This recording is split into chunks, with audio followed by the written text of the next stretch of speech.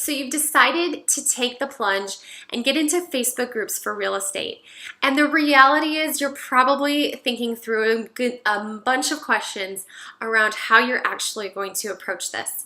Because the reality is that a Facebook group for real estate is honestly a very big project. It's not a set it and forget it type of scenario, and it's a type of thing on social media that you will want to build and build strategically. Honestly, it might be something that you see fast rewards from, but it's honestly something that is going to build momentum for you over time, which is how a lot of social media strategy is.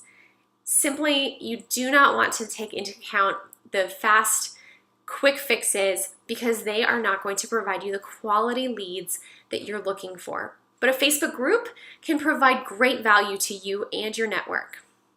Facebook groups are fabulous because they are full of real people interacting with real people. And if you build them the right way, you can have a network full of amazing people that really cannot wait to work with you when they are ready to buy or sell, or when they have a friend who needs your services. Now, Facebook groups are very different than Facebook business pages and even personal profiles, but what's neat about them is that both businesses now and personal profiles can both interact in a group. Now, what I recommend if you are building out a Facebook business page for your real estate business is to make sure that it is connected to your business profile. This allows that business to post in the group. Now, granted, anytime that a business posts in a group, you're going to get less engagement than you would if a person interacts in the group. So it's important to make sure that you have everyone on board. This means that if you have a team that is bigger than just you, that everyone needs to be on board with this concept and everyone needs to be engaging in the group. It's really difficult when you have just one person who's trying to build community. But think about it. If you have a team of 2 to 10 people or more who are regularly posting, commenting on people's posts, hitting that like button, you are going to get a lot more engagement from other people who are waiting to see if it's okay to interact in that group. So make sure that everyone on your team is on board and get involved. Make sure that your page is connected to the group and is the owner of the group. You can connect existing groups to your business page, or you can create groups from scratch from your business page. And this is great because it shows on your business page that there are specific groups associated with that page. So it can be subtle advertising for the group, and it can be subtle advertising for the business from the group. Now, I recommend making groups that are around specific topics and interests. I like to make groups, especially in the real estate world, around specific neighborhoods, around specific communities.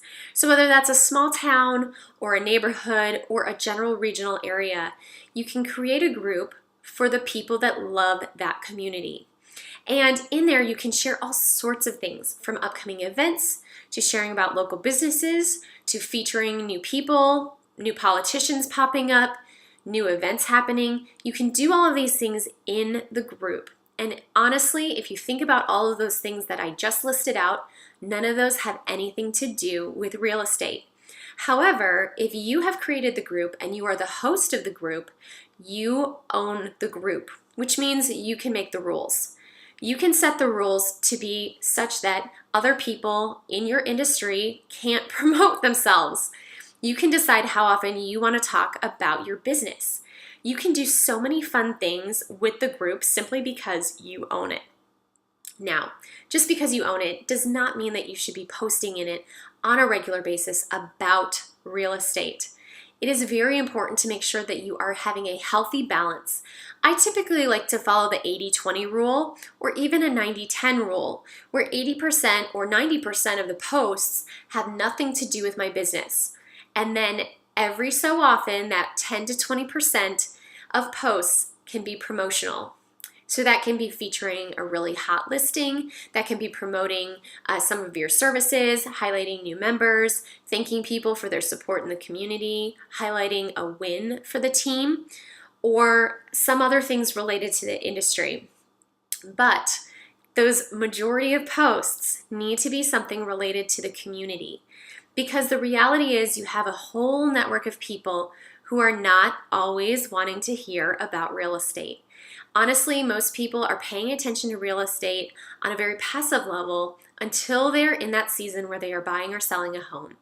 And at that point, they need to know who to turn to. So if you can create a community where you are staying top of mind to your network in a very specific place, you have the power to be the first top of mind when someone is needing your services.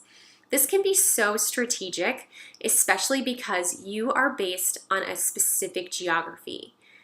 And this is a huge opportunity for you to really narrow your focus.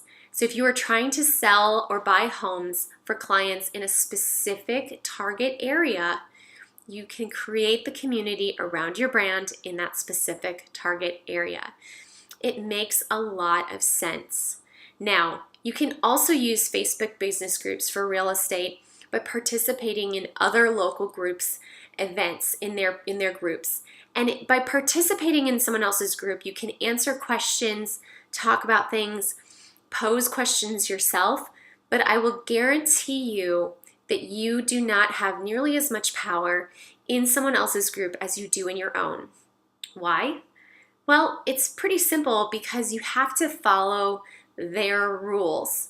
And most Facebook groups have very strict rules about promotion. And so it's very important to realize that if you can build your own community, you ultimately have much more power. Facebook groups are becoming more and more popular, and Facebook has even alluded to this and stated it outright in many of their recent news. And by doing this, it's very important to realize that if you want to make an impact and have Facebook work for you, Facebook groups need to be part of your strategy.